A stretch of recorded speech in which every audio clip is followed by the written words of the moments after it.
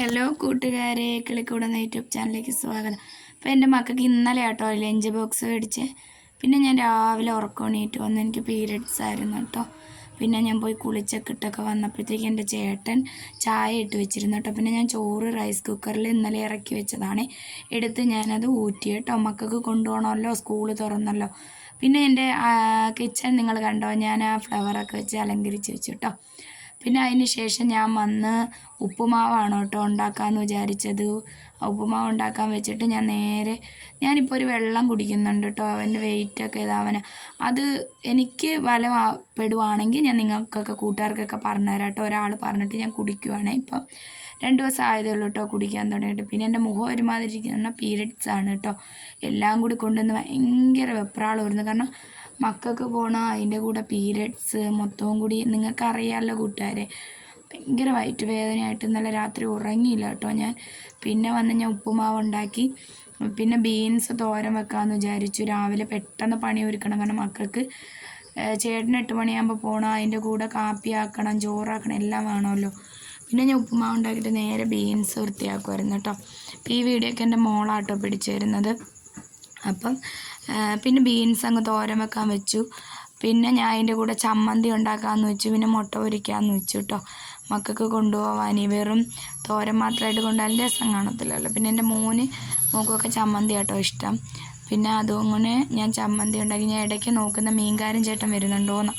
അപ്പം പിന്നെ എൻ്റെ ചേട്ടൻ കുളിച്ചിട്ടൊക്കെ വന്നപ്പോൾ ഉപ്പുമാവും പഴവും കൂടി കൊടുത്തു. ചേട്ടൻ പറയുക കൊള്ളാമെന്ന് എന്ന് പറഞ്ഞാൽ എനിക്ക് വയ്യാതെ ആയതുകൊണ്ടാട്ടോ പിന്നെ ഉപ്പുമാവിൽ ഒതുക്കിയത്. പിന്നെ പോയി മീൻ മേടിച്ചുകൊണ്ട് വന്നു. അപ്പം ഞാൻ പിന്നെ 2 മീനെടുത്ത് എൻ്റെ മോന് വറുത്ത് കൊടുത്തു കേട്ടോ. പിന്നെ മോൻ്റെ കൂട്ടുകാരനൊക്കെ വന്നു. പിന്നെ എല്ലാം തയ്യാറാക്കി ലഞ്ചൊക്കെ എടുത്ത് വെച്ചു. എൻ്റെ മക്കൾക്കെല്ലാം നമ്മൾ ഓടി എടുത്ത് വെച്ച് കൊടുത്ത് ഒക്കെ ചെയ്ത് വന്നത് ഇപ്പോൾ 2 മാസം കൊണ്ട് എല്ലാം താളത്തിലായി. നമുക്ക് സ്കൂളെല്ലാ കുട്ടികളും നിൽക്കുന്നതുകൊണ്ട് നമ്മൾ പൊതുവേ താമസിച്ചാണല്ലോ ഉറക്കം എണീക്കുന്നതൊക്കെ. അപ്പോൾ താമസിച്ചൊക്കെ എണീക്കുന്നതുകൊണ്ട് നിങ്ങൾക്കറിയാമല്ലോ. അപ്പോൾ അങ്ങനെയുള്ളൊരു എല്ലാ അമ്മമാർക്കും അറിയാമല്ലോ. അപ്പോൾ അങ്ങനെയുള്ളൊരു ചിട്ടയിൽ നിന്ന് നമ്മൾ പെട്ടെന്ന് പിന്നെയും 2 മാസത്തിന് ശേഷം രാവിലെ എണീക്കാൻ പഠിച്ചു ഇല്ലേ. അപ്പോൾ ഞാൻ രാവിലെ 6 മണിക്ക് മുമ്പ് എണീറ്റായിരുന്നു കേട്ടോ. അത് കഴിഞ്ഞ് മക്കളെ 2 ടാറ്റയൊക്കെ കൊടുത്ത് വിട്ടിട്ട് തിരിച്ചു വന്നപ്പോൾ ദാണ്ടെ ഒരു പൂച്ചക്കുഞ്ഞിനെ കണ്ടോ നിങ്ങൾ. ഇവിടെ ഒരു പൂച്ച വരാറുണ്ട് കേട്ടോ, അമ്മപ്പൂച്ച. അത് പ്രസവിച്ചത് 2 കുട്ടികളുണ്ട്.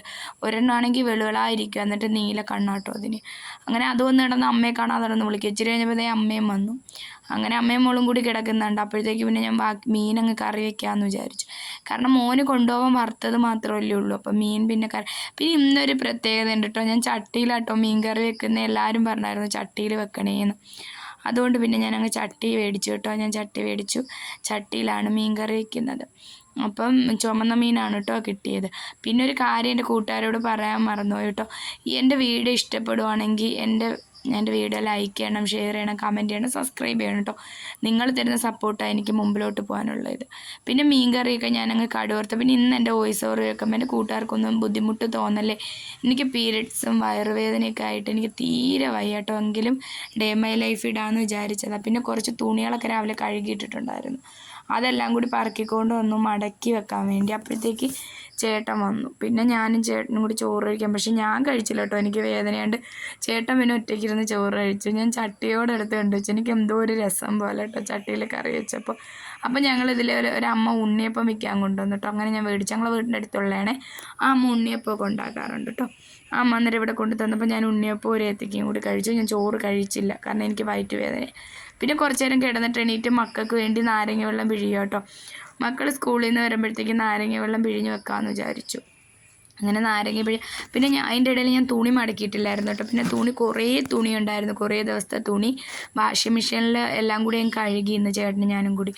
അപ്പോൾ പിന്നെ അതെല്ലാം ഉണക്കി അതെല്ലാം കൈയോടെ അങ്ങ് മടക്കിക്കൊണ്ട് വന്ന് വെച്ചില്ലെങ്കിൽ എനിക്ക് എന്തോ ഒരു അസ്വസ്ഥത പോലെ കേട്ടോ. എല്ലാം കൂടി കൂടി കിടക്കുമ്പോൾ എനിക്ക് എന്തോ ഒരു ഇതുപോലെ തോന്നും കേട്ടോ. എനിക്ക് അപ്പോഴെപ്പോഴും മടക്കി വയ്ക്കുന്നതൊക്കെയാണ് ഇഷ്ടം. പിന്നെ ഞാൻ അതെല്ലാം മടക്കി വെച്ചിട്ട് വന്നിരുന്നപ്പോൾ എൻ്റെ മക്കൾ വന്നു കേട്ടോ. പിന്നെ മക്കൾക്ക് ഉണ്ണിയപ്പവും നാരങ്ങ വെള്ളവും കൂടി കൊടുത്തു. പിന്നെ അത് കഴിഞ്ഞ് പിന്നെ അവർക്ക് ട്യൂഷനുണ്ട് കേട്ടോ 4 മണിയാകുമ്പോഴേ. 4 മണി 4:30 ഇതിനകത്ത് വെച്ച് പോകണം. അപ്പോൾ അവർ വേഗം കഴിക്കുക.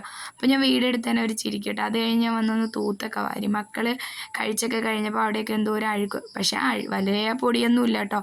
കാരണം രാവിലെ ഞാൻ തൂത്തൊക്കെ വാരി. ഇന്ന് മക്കളില്ലാത്തതുകൊണ്ട് വലിയ പൊടിയോ അഴുക്കോ ഒന്നുമില്ല. മറ്റേ മക്കളുണ്ടെങ്കിൽ എപ്പോഴും പറയ്ക്കുക അതും ഇതുമെല്ലാം അവിടെ ഇവിടെയും പറക്കിയിട്ടും കളിച്ചും എടുത്തും ഒക്കെ ഒരുപാട് പൊടികൾ കാണും കേട്ടോ. 2-3 നേരം തുടച്ചാലും പൊടികളാണ്. ഇന്നാണെങ്കിൽ വലുതായിട്ടില്ല. പിന്നെ കൈയോടെ മക്കളെ ലഞ്ച് ബോക്സ് അതൊക്കെ അങ്ങ് കഴുകി ആ പാത്രമൊക്കെ അങ്ങ് കഴുകി വെച്ചു. പിന്നെ വന്ന് കുറച്ച് മിറ്റമൊക്കെ തൂത്ത് വരാണ്ടായിരുന്നു. എനിക്ക് വയ്യെന്ന് പറഞ്ഞാലും എനിക്ക് ഇരിക്കുന്നത് ഇഷ്ടമല്ല കേട്ടോ.